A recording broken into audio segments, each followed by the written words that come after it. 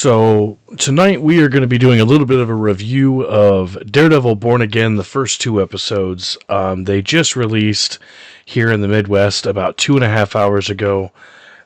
Colt had a bit of technical difficulty. We do have kind of a blizzard situation going on right now. He lost power for a few minutes, but thankfully the power came back on and he was able to finish the episodes. So, first impression of the first 5 minutes of episode 1, Colt. And for anybody that is listening and has not watched them yet, there are going to be spoiler warnings.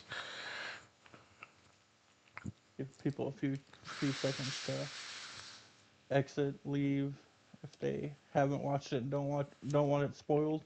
Oh my God, yes. But yeah, I heard rumblings of Foggy being killed. So did I. We talked about it in detail. Yeah, and I was really hoping I was hoping that it wasn't true, but sadly it is. Yep. And then it made for a crazy first 5 minutes. Well, and then, a few minutes later, it jumps time probably about a year, I think it said. Yeah. And basically, Foggy is dead. They had his funeral. And Karen up and moved to San Francisco. So she's no longer in New York. And I can't remember her name. Kirsten? She was a DA. And Foggy was starting to hit it off with her. And that's when Foggy gets shot in front of Josie's. And a year later, Matt and this Kirsten chick have their own practice together now. And basically he hasn't donned the cowl since the night Foggy died. Because he feels responsible in a way. Yes, I completely forget what led up to that. I haven't finished season 3, the rewatch, in a long time. I'm like halfway through it, so the last episode of season 3 I watched a few days ago was right after Poindexter donned the Daredevil suit and went on his little rampage. Yes. I think that's as far as I've gotten through the rewatch. I don't know. I tried to rewatch it at least a couple of times with Born Again coming out, and it was just. I wanted so badly for Born Again to come out. Now that it's here, I'm like, all right, fuckers, give me the rest of the season. But now it's going to be released weekly on Tuesdays. Yeah, I know. I finished episode 2, and I was like, all right. I was like, man, and then I was like, oh wait, I gotta wait a week now for episode 3. I know. So Sammy was we were about halfway through episode 2, and for whatever reason, Charlie was up early tonight to go upstairs and go to bed, and he comes bursting through the office door, and I jumped. I was like, Jesus fucking Christ, you scared the shit out of me. And he just looks at me and he almost started crying because he felt bad, but I was like, dude, it's okay. Daddy's fine. You can't sneak up on Daddy like that. So, but then they went upstairs, so she didn't get to finish the second episode. But dude, I'm telling you, holy shit. And then it was Bullseye that killed him. I love the new costume that they gave him, by the way. I think that was awesome. The little bullseyes on the back of his gloves. Oh, the fly and the frickin' paperclip thing was a huge homage to Ben Affleck's Daredevil, I feel. I don't like that. I know they're trying to make it all born again, blah, blah, blah. But I just don't like that he hasn't donned the cowl yet. Other than the first 5 minutes of episode 1. I know he's trying to become Daredevil again, but I don't know, man. Once a hero, always a hero. It's hard to walk away from something like that. Yeah, that was kind of my downside. I'm sitting there, it's like, hopefully we don't have a season 1 again where, like, we don't see him don Daredevil the suit again until the end. From what I hear, there's a lot, because there's 9 episodes to this season, so we got 7 more to go. and I think that it's coming. We're going to see him don the Daredevil suit a lot sooner than we think.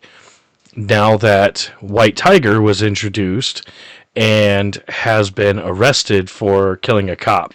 Now, obviously, I feel they're setting him. I don't think they were setting him up. I really do feel it was a wrong place, wrong time type of situation. But I do get I have an unsettling feeling that they were setting him up for something. Like they figured out he was White Tiger, and they're setting him up for something. Very possible. I mean, we already know spoilers from back when they started filming uh, Born Again that Punisher or somebody dressed up as Punisher shoots and kills White Tiger in the alley, or someone dressed up like White Tiger. I'm wondering if, because you couldn't really see the person's face, I'm wondering if it's going to be Bullseye in a Punisher costume. It could be, but did you also notice at the end of episode 2 when the cop had Daredevil up against the wall, he had a Punisher tattoo on his wrist? I turned my head away for a split second, and when I turned back, I could see a tattoo, and I wasn't 100% sure what it was, but I'm assuming it was the Punisher tattoo, like you said. Yeah. So I'm wondering if it's like a group of rogue cops that are going around pretending to be the Punisher. Like he's not actually in New York City right now. He's off doing his own thing somewhere else, and they're trying to step up the mantle and be the Punisher.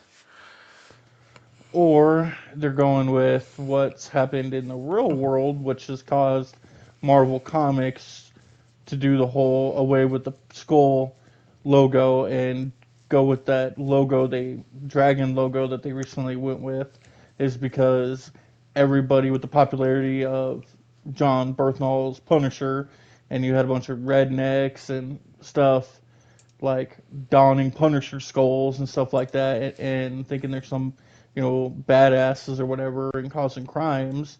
Like, I wonder if they're incorporating that to like you said, a bunch of rogue cops doing illegal activities and and that's like an emblem they don, because they, I don't know, support Punisher in the wrong way, and because like the tattoo, like it's on the wrist, it was on the wrist, and then along where the teeth are, there was words, and I couldn't make out the words, but yeah. So I feel like it'll probably be one of those, and I feel like people will find out that Hector is the White Tiger, and it'll probably be one of those cops donning a skull on their chest on their vest, and that's probably what kills. And they kill him. Like he gets out, he gets off, and they're pissed off. So yeah. Yeah. So I Googled it really quick as to the exact reason as to why Marvel had changed the logo. And I know you and I have talked about it, but for anybody listening that doesn't know, the Punisher logo was changed primarily because the original skull design had been widely adopted by extremist groups, including white supremacists and far-right factions. More specifically, the Capitol riot on January 6th, 4 years ago. And then the Punisher's co-creator Gary Conway has come out and stated that the original logo was not meant to be a symbol of violence, but rather a critique of the criminal justice system, and he has actively spoken out against its misuse, and he was one of the frontrunners for changing the logo in the first place. So I can completely get behind that. I mean, I know shortly after I got my Green Lantern, and that's the thing is people don't, they don't pay it. If they don't know, they just automatically assume some symbols are racist. And like that cracked me up back when you and I were living together, and I was at that Hy-Vee gas station, and I had some lady straight tell me that my Green Lantern tattoo on my forearm was racist. And I was taken aback. Like, how could a comic book tattoo be racist? Like, this lady had no clue what it was. She just saw a bunch of random symbols on my arm and the different color spectrum. and she just automatically assumed it had something to do with racism. And thankfully there was another person there that understood what the tattoo was and, stepped in and was like, actually, ma'am, that has to do with the Green Lantern Corps. That has nothing to do with any kind of racism. So I feel that I understand a little bit where they're coming from with the whole, well, we don't want it to be associated with the wrong crowd. But I mean, any symbol can be associated with the wrong crowd if the right person, sees fit to put it out there that way. And it's kind of bullshit if you ask me. Yeah, because I hate the fact that a bunch of racists took over and gave that logo and that symbol a bad name. Because Punisher's never been about racism. He's been about injustice. And that's exactly And what Gary Conway was saying is he's like, this is bullshit that people are, it's, and now they have this weird looking skull dragon-esque logo, which, so yeah, I wonder if it's the show's way of getting rid of, incorporating that from real life into the show, and them getting rid of the Punisher logo, which will be retarded. Oh, you bastard!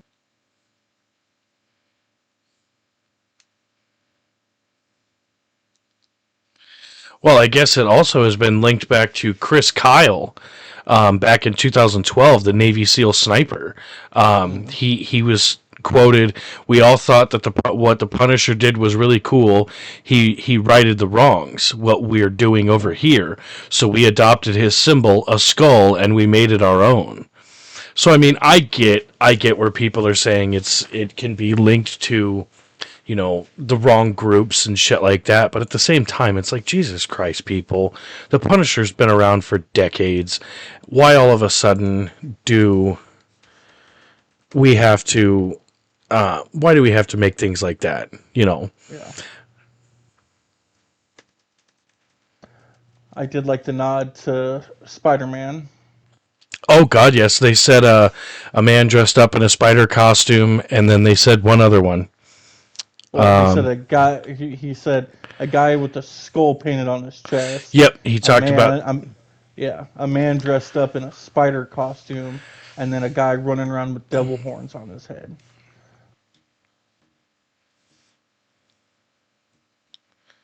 So, in reality, the Punisher has now been around for 51 years.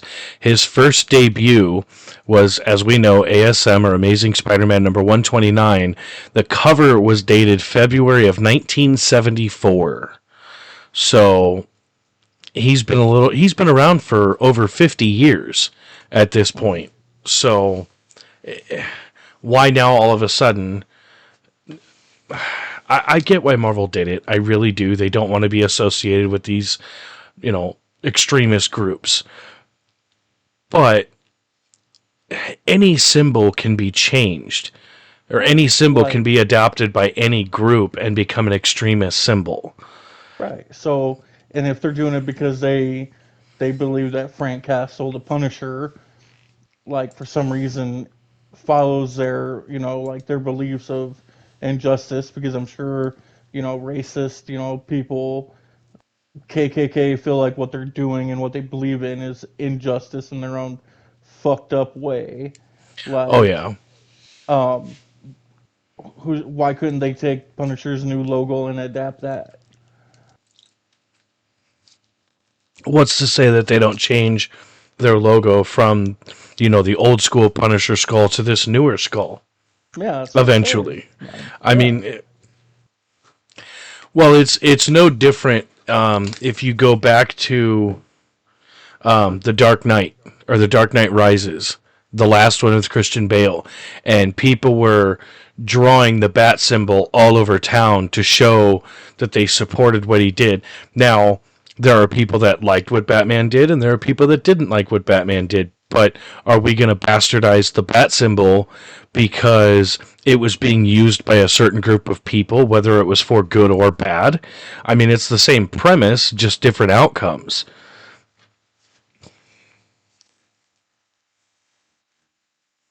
Like the only way Marvel is gonna really, and maybe it makes sense to why there's no current Punisher, but the only way Marvel's gonna get away from being tied to that is getting rid of the Punisher entirely. Like just changing his logo is not gonna do it.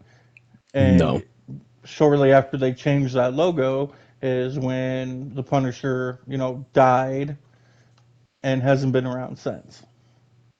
Oh, I know. And like that's the thing is they did try killing off Frank Castle, and what ended up happening? Somebody else stepped up. Yeah, and it So didn't last long. no, because people did not like it at all. I mean, look at what happened when they said that Elektra Nachios was going to don the Daredevil costume in the comics. People rioted. I mean, well, okay, maybe not rioted, but the keyboard warrior nerds went to the chat boards and all that, and they just talked all kinds of shit.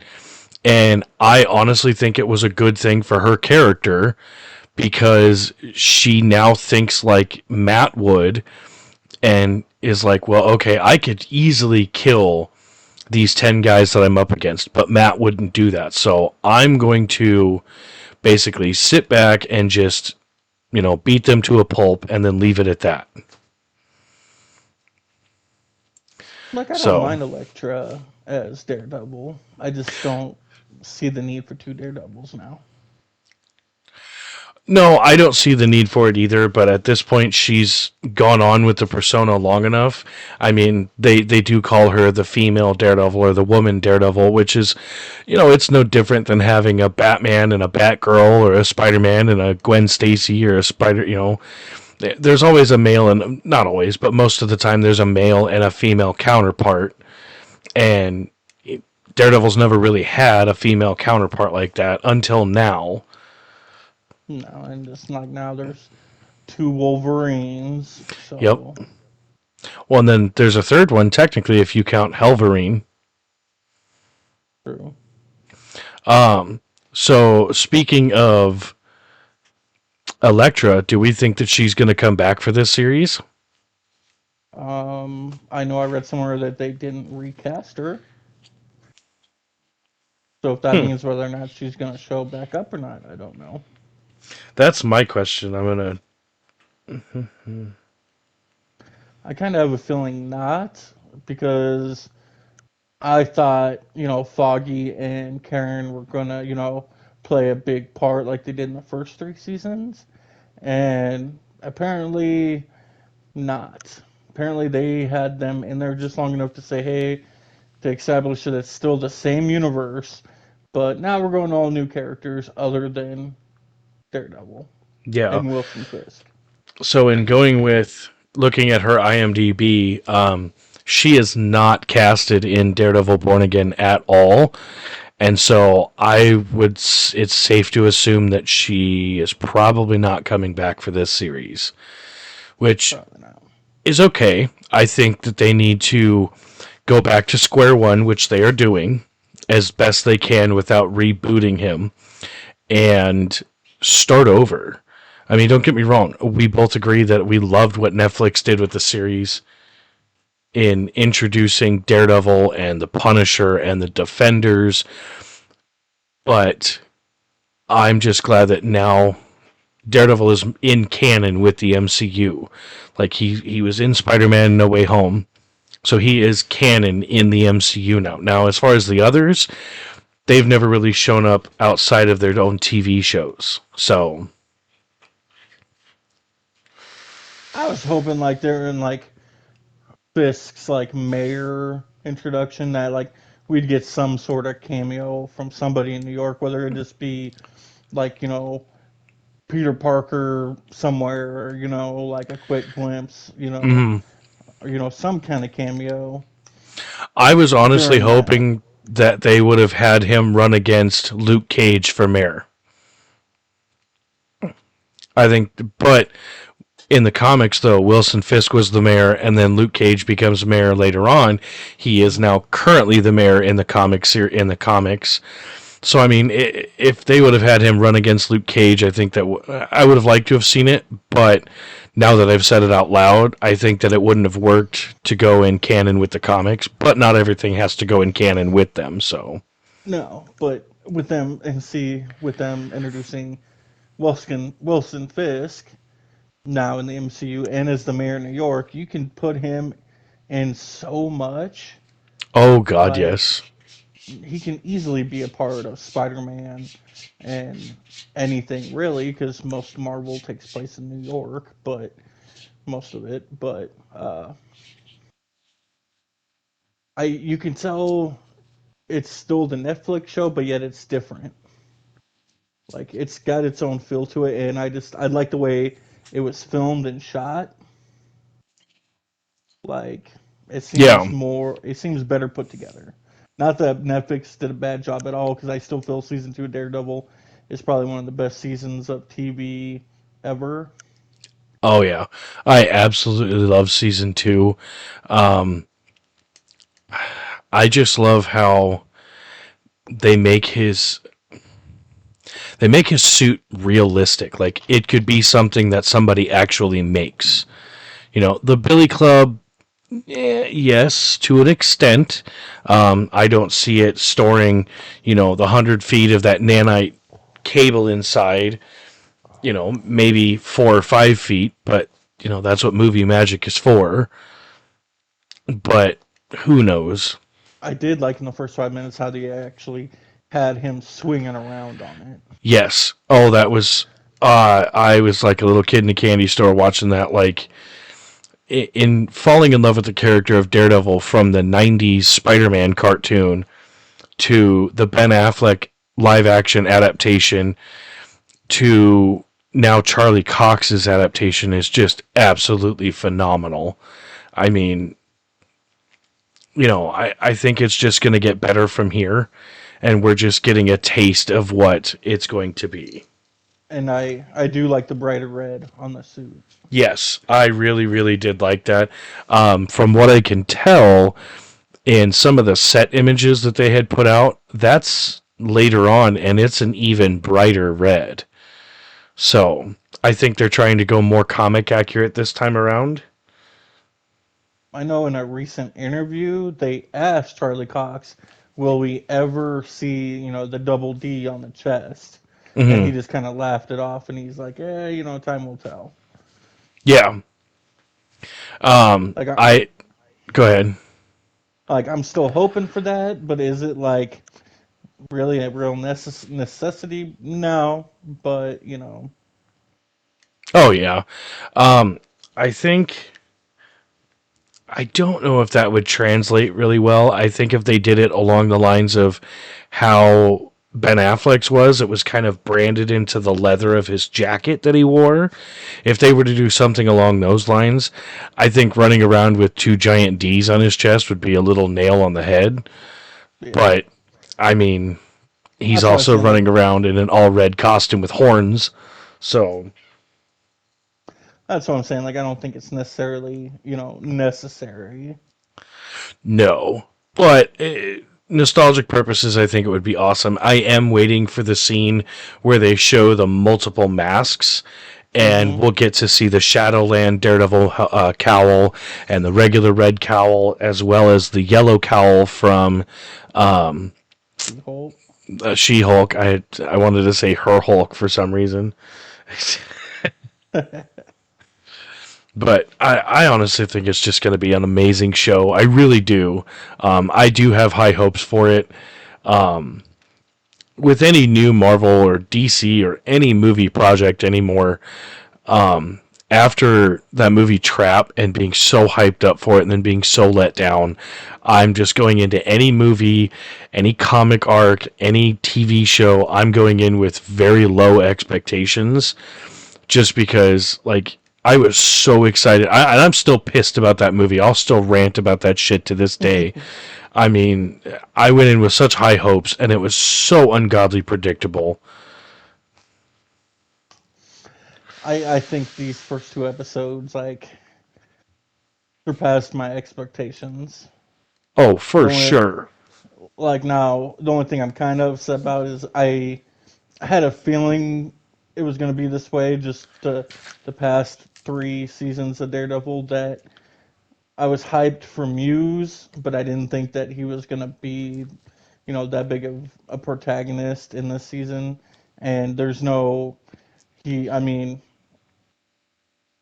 he's not in episode 1 or 2 unless he turns out to be the I guy think he painting is. the That's what guy I'm thinking. painting the guy painting the Wilson Fisk mural, possibly that, or I think he possibly is the guy that goes to Matt's new girlfriend at the book signing and says that he really needs to talk to her. Yes, I got that vibe too. Like he was about to do something stupid. Yeah,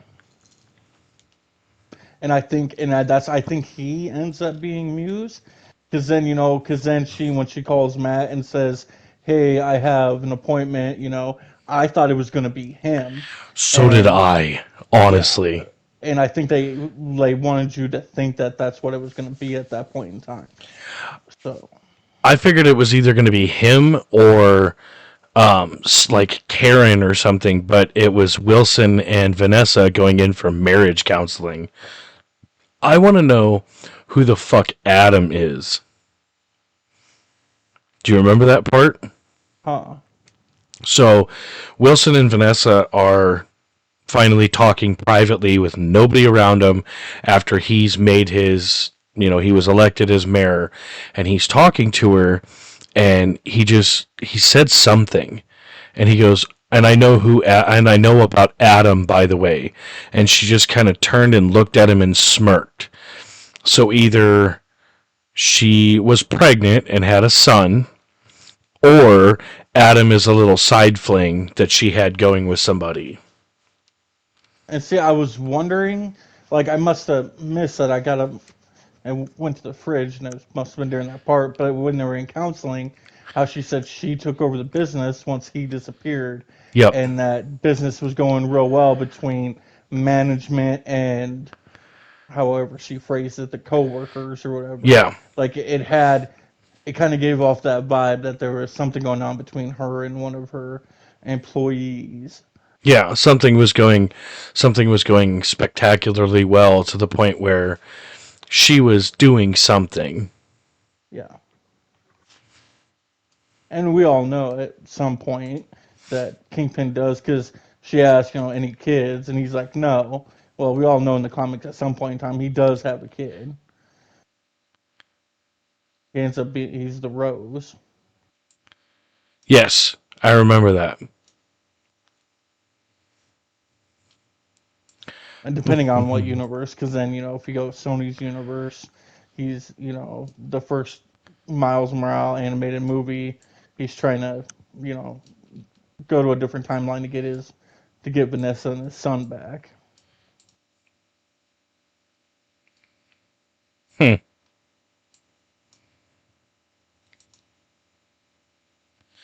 I don't know. I'm just extremely excited for this. But also, then I'm assuming by now you've read that Punisher is not getting his own series. What they're doing is he's getting his own like special. Yes, because there was there for a while if he was going to be getting his own special or if he was going to be getting his own TV series. And people were just like, let's focus on Daredevil. Like, I think that was the problem Netflix had, is they tried to do too many series all at once, and a lot of shit got lost in translation. Well, see, I also wonder if Disney really had no ambition or had no intentions of using the Punisher more than what they were, using going to use them in Daredevil, Born at Reborn, and then coming to realize, hey, no, people really fucking love John Berthnall's Oh, Punisher. God, Like, yes. if they find out that he's not getting his own series or anything more than how much time he ever ends up getting in Reborn, people are going to riot. So, maybe we'll smooth it over with an hour long special. Well, I mean, so we're 2 episodes out of 9 in, and he has not been in it yet, as far as we know.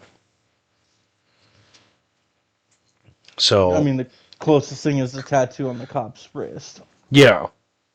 And a mentioning of skull, somebody running around with a skull painted on their Yeah. chest. What's funny And is he's see. I don't like this because John Bernthal is credited as being in all 18 episodes of both seasons of Born Again. Born Again, and Bullseye's listed as being in all 18 episodes. It's got Karen listed as all 18 episodes. I mean, Foggy's only listed as one episode, and we know that that's episode one because now he's dead. Now, see, I wonder if they did that to try to keep spoilers. I'm assuming so because I know at one point he was listed as all the episodes. Yeah. Like, Foggy, I could see why they did one because he's literally only in the first 5 minutes of season one, and clearly he's dead, staying dead. So, Yeah, yeah, one episode. But with John Bernthal and Karen, with the Punisher and Karen and Bullseye, like, they don't want you to know how many episodes they're going to be in, let alone if something, let's say something happens to Karen at, beginning of season two. This way you can't be like, well, hey, she's only in 10 episodes, something happens to her episode one of season two. yeah, So I think it's their way of covering, potential spoilers of, something happening or not happening, or how much they're going to be in it, because us being like, oh, Punisher's only going to be in 2 episodes, like, compared to where we're like, oh, he's going to be in every episode, and then we watch the first 2 episodes, and it's like, okay, well, maybe he's in 7 episodes. yep. Yep. Well, it's like we talked about the other day. Little spoiler for everybody. Matthew Lillard has officially been casted in season 2 of Daredevil. And if you go to their IMDb page, he is only listed in one episode, and that's season 2, episode 1. So I mean, I think it just depends. Well, I know they just started filming yesterday or today for season two, I think and they started filming on Monday, actually. So yeah, maybe it was so yesterday. yesterday, yeah, and then I read the chick that plays Jessica Jones is gonna be in a few episodes of season two Huh. as Jessica Jones. That would be kind of interesting because I think uh, Kristen, I don't remember her last name. I think it was Kristen Ritter, did an amazing job as Jessica Jones. You could feel the torment with her character in that show in her own season. Oh, and side note, I read something earlier, and whether or not I didn't dive deeper to find out if it was actual true or not, but what I read earlier is that John Bernthal has been casted to play in a new Star Wars movie as a Sith Lord. I am googling that right now.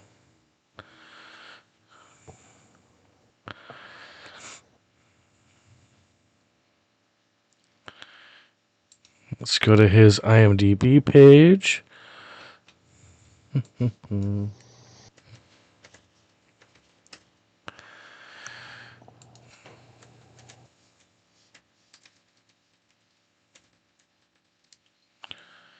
John Bernthal. Now, not everything on IMDb can be, accurate, but who knows? Let's see. Upcoming projects: The Accountant 2, The Amateur, The Odyssey, Daredevil Born Again, Snow Ponies, and His and Hers. That's going to be a TV miniseries. He's credited as all. It says 16 episodes online, so it shows that he comes in next episode. Episode 3 is his first debut in this series, and then he is in every episode after that for Daredevil. And then the Accountant 2 comes out later this year. The Amateur comes out. The Odyssey is in pre-production. It doesn't have anything listed as Star Wars, but that does not mean it's not true. Yeah, so if you go to Google and type in Bernthal, the fourth thing that pops up is John Bernthal Star Wars. If you click on that, the first thing that pops up is a post on Facebook, and it must have been what I seen earlier. And it says the Sith Archives posted 4 days ago. The Sith Archives, new Jedi Order in production. John Bernthal cast as main, and that's that. If you scroll down on Instagram, and then on Instagram, the Sith Archives, new Jedi Order in production. John Bernthal cast as main antagonist. Hmm. Yeah, it says the Jedi Order. The Sith Nice. new Jedi Order in production. John Bernthal cast as main antagonist.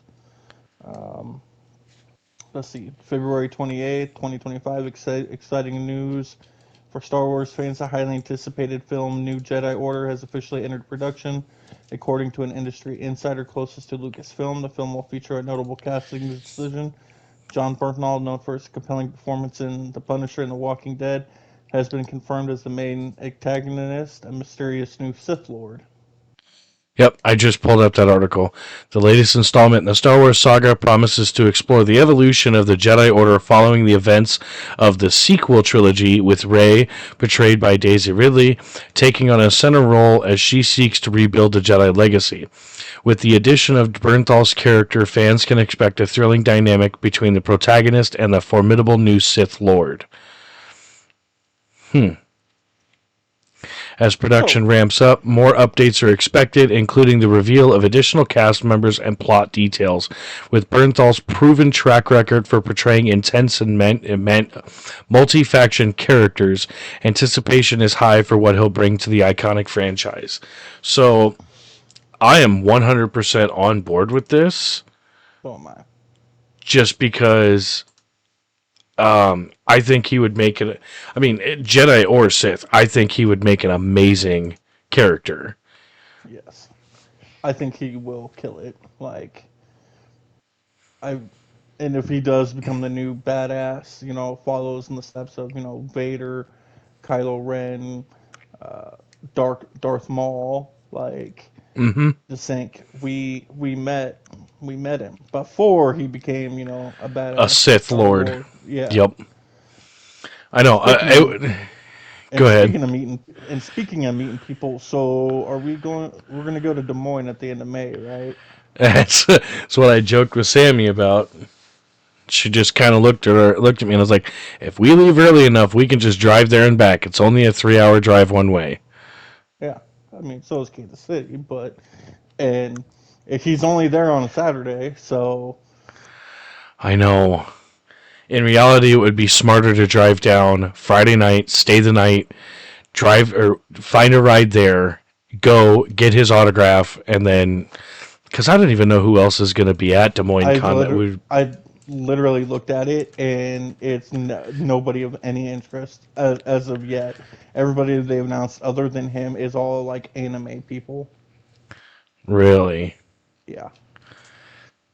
I thought it was gonna be I thought Des Moines Con was gonna be a fucking dud. Well, here's the big thing about everything is, Des Moines Con, it doesn't even have him listed as a guest yet. Anyway, I know it's on their Facebook, but I'm at DesMoinesCon.com/guests. Exhibitors and artists. Let's see. Schedule. Yep, the 30th, 31st, and 1st. VIPs get an extra 15 minutes. Right now, they have not announced what times the doors will be opening. But, what gets me is, Planet Comic-Con is in, 2 weeks? And they are still announcing people. So... Well, they announced that one the other day just to make up for the 2 canceling. Yeah. So, Saturday only admission is $50. That's not bad. That's not bad at all. If we wanted to do Des Moines Con early bird Saturday admission only, it's only $35. And I'm looking right now to see it. looks like they still have early bird tickets available. So for one ticket, early bird, Saturday only admission, taxes and fees, it'd be $40.61.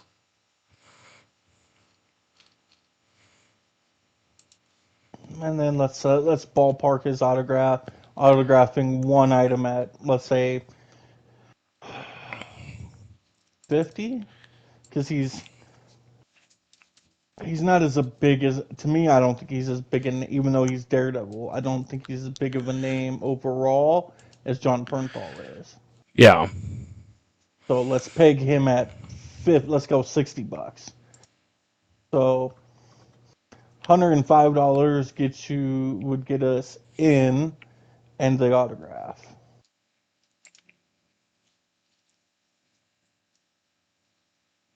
Well, I'm trying to see from past cons that he's gone to what he's charged. But a lot of stuff. How much does Charlie Cox charge for autograph? The Star of Daredevil and the Defender's going rate is $60. I hit that on the head. Yep. Oh, here we go. So I've got a list of all celebrities, or most celebrities, and what they charge for an autograph. So Ray Fisher, who played Cyborg, $50. Charlie Cox, $60. Anthony Mackie is $60, but with his popularity as the new Captain America, it may go up. Michael Rooker is $60. Ezra Miller is $60. John Bernthal is $60, which is what we paid last year, if I'm not mistaken. I thought it was 80. That's because we had a Funko Pop signed. If it would have been just a picture, see, and that's so. In looking at pricing at Planet Comic Con this year, they've started doing that. Where if you want just a standard 8x10 signed, a picture that they provide, it's $60. If you want a collectible item like a Funko Pop, a figure, a cowl, something signed, it's usually about $80 to $100. Just because a lot of them know if you were to walk up with 5 Punisher Funko Pops and get them all signed for $60 or $80 a pop, you're going to turn around and sell 4 of them to try and make a profit. That's exactly what they're doing. Right. So let's see. Haley Atwell would be $65. Anthony Daniels, who played C-3PO, would be $75. Jason Momoa is $80. William Shatner is approximately $80. Matt Smith from Doctor Who would be $100. Stan Lee, God rest his soul, if he was still doing conventions, was a whopping $130 per autograph. Worth it. Yep. Hayden Christensen, who played Anakin Skywalker in the prequel trilogy, for anybody that doesn't know, is $130. Tom Holland, $175. Ooh, worth it. Yep. Henry Cavill, who played Superman in his own standalone movie Man of Steel, and then the Justice League movie and all those, $175. Gal Gadot, $175. Sigourney Weaver, take a guess. $200. Between $185 and $200, depending on what you're signing. If you're having her sign anything Alien or Ghostbusters, it's $185. Last year at New York Comic Con, she was charging $200. Oh. Felicity Jones from Rogue One, $200. What? Yep. Mark Hamill for a base 8x10 was $295. No. Oh my God! So the last time Sylvester Stallone was at New York Comic Con in 2013, he was charging $395 per autograph. But if you wanted him to sign a pair of boxing gloves, it was an additional $30. Jesus. Yeah, that's the first 20 people on this screen crush as to how much they charge per autograph. That was kind of trippy to find that. I'm kind of glad I found that. That was really cool. But I mean, still, I don't care how famous somebody, like you and I talked about. One, I wouldn't know what to get Mark Hamill to sign. Would I get him to sign my animated Joker? Would I get him to sign something Luke Skywalker? Would I have him sign my chest? Like, I don't fucking know. But I'm not paying $400 for it. You know, that's a lot of fucking hours at work that I got to do. So it's not going to happen. $60 or $80. I guarantee you, if we were to take a Daredevil Funko to Charlie Cox, it would probably be about $80 to $100. I would safe to say probably $100, just to be safe. The only bad thing about that, though, is like the only Charlie Cox Daredevil pop that is reasonably affordable to have him signed would be his yellow suit from She-Hulk. Yeah. And I like, as much as I like the yellow suit, I just didn't like it in live action. No, it looked terrible. Yeah. And then I mean, I guess there's a regular Matt Murdock pop from Spider-Man No Way Home that's still reasonably priced. But I'd have him sign the cowl. Oh yeah. So far, in 2025, I'm on his, it's called Fan Cons, and I've used this before. You can kind of track what celebrity's going to be where. And he was supposed to be in Vancouver, Canada, the 21st, 22nd, 23rd of February. Unfortunately, he did have to cancel. Here in about 2 weeks, he'll be at the Fan Expo in Cleveland, Ohio, the 21st through the 23rd. The weekend before my birthday in April, he will be at the Middle East Film and Comic Con in Abu Dhabi. And then the weekend after that, the 24th through the 27th, he will be in Calgary, Alberta, Canada. So that's as far out as it's got listed. But I have found a couple of different places that say he is going to be in the Des Moines Con for Saturday only. So, and I wonder, is that because I think last year he was supposed to be there last year and canceled, or B, is it because of like filming? I don't know. Let me look. I'm going to reload that page because it's got all of his 2024 stuff, and he canceled quite a bit. Yeah, he did cancel Des Moines Con last year, May 31st through June 2nd. Let's see. He was at the Fan Expo New Orleans, Fan Expo Portland, the Atlanta Comic Con. He canceled his Vancouver appearance. Awesome Con in Washington, D.C. Then he was in Indianapolis. He canceled a couple of things back to back in April of last year. One in Ohio, one in Canada. Then he went to GalaxyCon in Oklahoma City. Then he canceled his Des Moines. Fan Expo in Boston, GalaxyCon in Raleigh, North Carolina, Fan Expo Chicago, Terrify Con in Uncasville, Connecticut. I hope I said that right. Tampa Bay Comic Convention. The Edmonton Expo in September he canceled. Comic Con Scotland he went to. Big Texas Comic Con in San Antonio. And then the Fan Expo San Francisco 2024, November 29th through December 1st he went to. And then that was his last appearance. So, I mean, you think about it. He's traveling all over the world doing all of these conventions. I mean, he started January 5th through the 7th, then the 12th through the 14th, and then February 9th through the 14th. He took the 17th through 19th off, and then, so not only that, but then he also finds time to go film the fucking Daredevil show.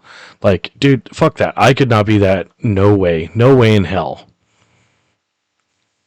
But I will say this, other than Denver 2 years ago, coming to Des Moines Con, this is the closest he has gotten in 2 years. Mm-hmm. So, yeah, I'm really tempted to tell Sammy, like, we're going. Yeah.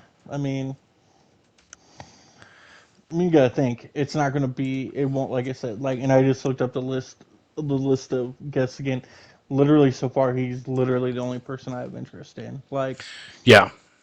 so, I mean, I mean, we'd probably be spending more money to get there and stay there and to get in than what we would on actual merchandise and autographs. You Oh, know. yeah. And, like, the thing of it is we would be going for one specific person, and that's just the way it is. Let's see what hotels are in Embassy Suites, 159 a night. That's the only hotel that they have listed on their website right now is the Embassy Suites in let's see. Trying to figure out where it's at the Iowa Events Center Hy-Vee Hall. So, looks like it's in the middle of, let's see. Yeah, it's damn near the middle of Des Moines. Mm, I've never been to Des Moines in my life. I know that the drive between Council Tucky and Des Moines is kind of but then once you get east of Des Moines, it's really fucking boring. So, I don't know. I'm really excited to go. My only thing is I would definitely want him to sign a Daredevil Funko from his TV series. And I know they can get pricey. Mhm. You might have to cower a little bit and either go with the She-Hulk route or the No Way Home route. I would even go as far as to get like just a regular Daredevil Funko and have him sign that. I could do that as well. I mean, I right now I can order the original Daredevil Funko off Amazon for $20. Or like jump the gun and buy the Daredevil Shadowland, the Mm. Entertainment Earth exclusive one, and have him sign that. I think that would be kind of badass. Or have him sign one of the Daredevil Funko comic covers. That was another one I was looking at. Is probably Daredevil's 60th anniversary issue. I mean, shit, I could order that for $25. So, I mean, there you go. Add to cart. Sammy will just have to deal with it.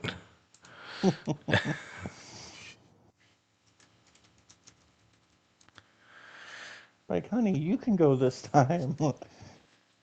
What? My cat's yelling at me, so I told her to fuck off. Oh, Um, I thought it was. I thought she knew that you put it in the cart and she was already yelling at you. no. May 31st through Saturday. Would we leave that right after we got like we go in, get his autograph, and turn around and leave? Could, unless we wanted to walk around and look, but I mean, we could hurry up and get in line for him and then do whatever. yeah. Hotels.com. Let's see. Hampton Inn, Des Moines Airport, Holiday Inn, Comfort Inn. I'm also on hotels.com, so Days Inn and Suites by the Wyndham, 118. I don't know. And this is just for Friday night. Yeah, I mean, definitely don't need it for anything more than that.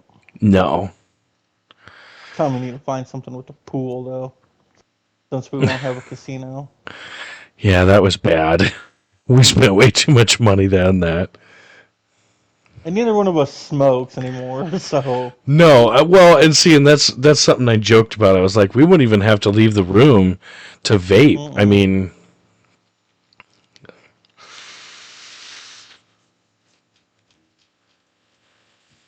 So at least we could get is a swimming pool. yeah. View on the map. So let's see if we can find.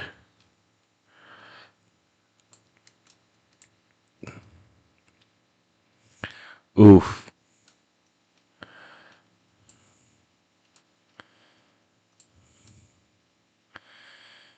So the closest one is the Comfort Inn and Suites, and that's 171 a night.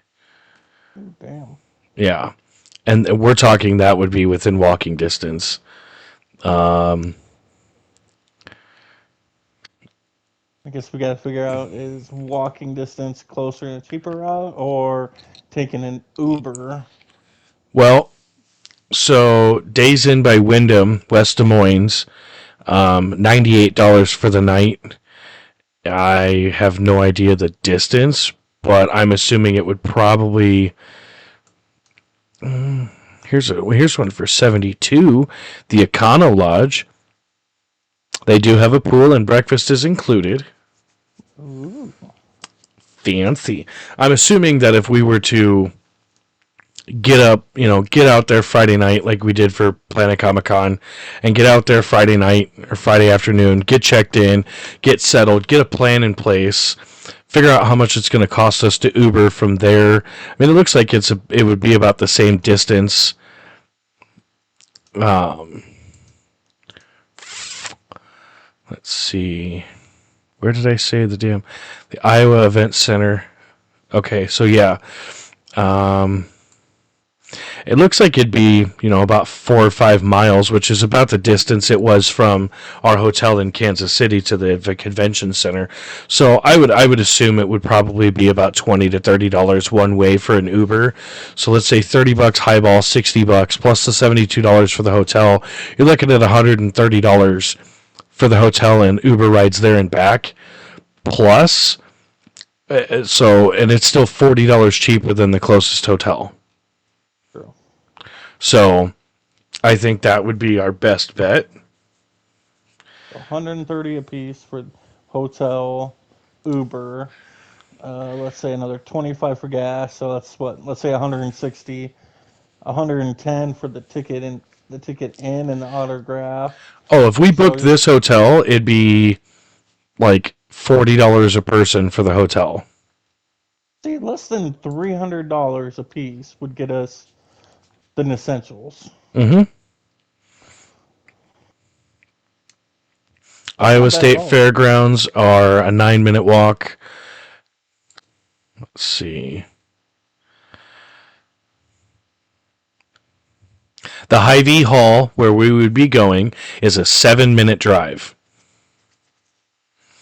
I, I, Can's Bar and Grill, D's Main Gate, C's Two Tap. There's a whole bunch of restaurants within a 5-minute walk if we really wanted to.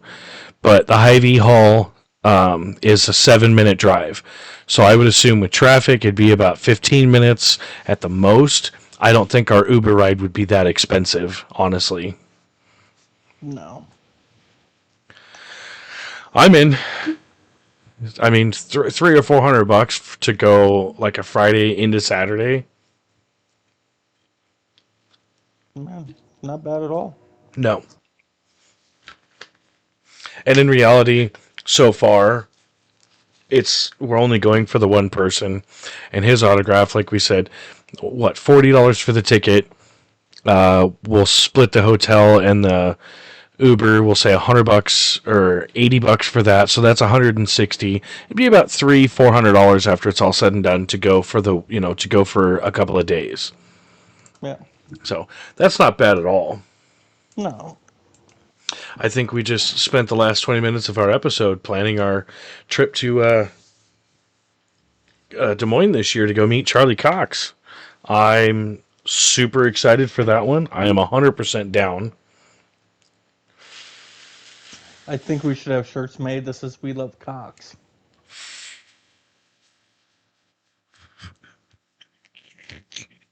Oh my god. And it's got to have double D's on the chest. Mm. But I'm telling you, that shirt will never be seen at the con because I'm not walking around a Comic Con with a shirt that says I love Cox because we are going to get the wrong attention. Mm. It'd be funny. Oh, I know. What we need to do is find an old picture of him from when he was really young and then put that on there and put We Love Cox on it. I don't know. But I think. Go ahead. I was gonna say, watch between now and then they announce a couple more people that we're highly interested in. You know what, though? That's exactly how it happened in fucking Planet Comic Con. We had made the assumption that we were only going to go for like 4 autographs total, and I ended up walking away with 1, 2, 3, 4, 5, 6, 7, 8 autographs last year. But I mean, you bought. Well, you got what, 5 or 6?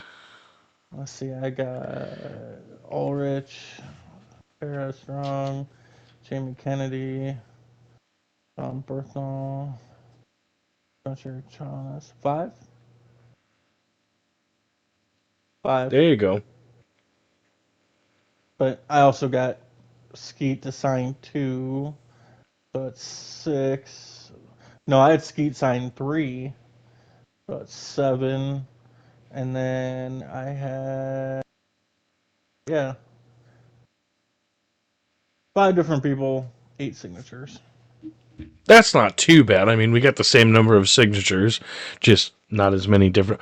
Well, and like you got screwed because you got stuck in line, and I was able to. I kind of walked around and watched to see when their lines would die down, and I would just jump in line really quick. And no one ever said, "Hey, you couldn't be here." So, I mean, it is what it is. And originally, I ended up with autographs that I had no intentions at the beginning to get, like Tara Strong's. Like, I didn't, like, I just did it because I was like, oh, well, I was standing in line with you, and I was like, oh, you know what? I liked her as Harley Quinn. Mm-hmm.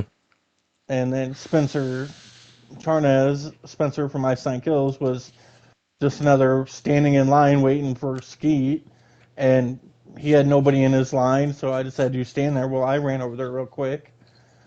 Dude, I'm still kicking myself for not getting that because just earlier today, I put iTunes on Charlie's iPad, and this kid comes walking into my office blaring Ice Nine Kills and like singing along with it. So I'm like, God damn it. I'm definitely going to have to eventually take this kid to a concert if they're still a band in like 10 years. Mm.